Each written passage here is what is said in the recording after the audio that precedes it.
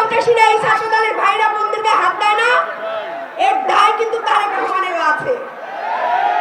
ইসলামে কোথাও নারীদেরকে পিছিয়ে রাখার কথা বলা হয় না, বরং যারা জানে না ইসলাম, বরং যারা ওই একটু আগে বলে গেছেন যে আশা রাদিয়াল্লাহু তাআলাকে নিয়েও তারা মিথ্যাচার করছে, জানি না ইসলামের সম্পর্কে ন্যূনতম ধারণা তো নেই, না থাকার কারণে এই যে উল্টাপাল্টা কথা বলছেন এবং নারীদেরকে নিয়ে এমন কথা বলছেন যে ইসলামকে ভুল প্রমাণিত করছেন এবং ভুল ব্যাখ্যা দিচ্ছেন।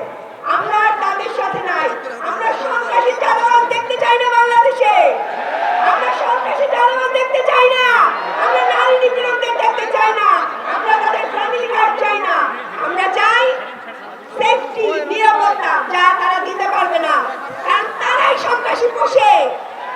এই যে সন্ত্রাসীরা হাত দেয় না গায়ে, এই সন্ত্রাসীরা এই ছাত্র দলের ভাইরা বোনদেরকে হাত দেয় না, এর দায় কিন্তু তারেক রহমানেরও আছে। এতগুলা বোনকে মারা হয়েছে, কোথাও দেখছেন তার নির্দেশনা? তিনি কি কোথাও বলছেন যে কোনো মা বোনদেরকে হাত দিবেন না? তার মানে তিনি এগুলোকে পুষে রাখেন, মা বোনরা যাতে ভোট কেন্দ্রে না যাইতে পারে, এই জন্য তিনি এগুলোকে পুষে রাখেন।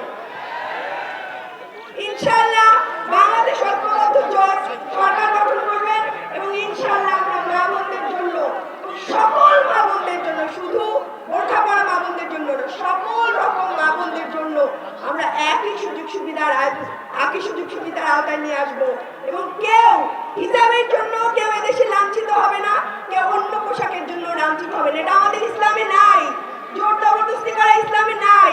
যার যা ভালো লাগবে, যতক্ষণ পর্যন্ত সে রাষ্ট্রের কোনো ক্ষতি না করবে ততক্ষণ পর্যন্ত আমরা তাদেরকে তাদের মতোই থাকতে দিব।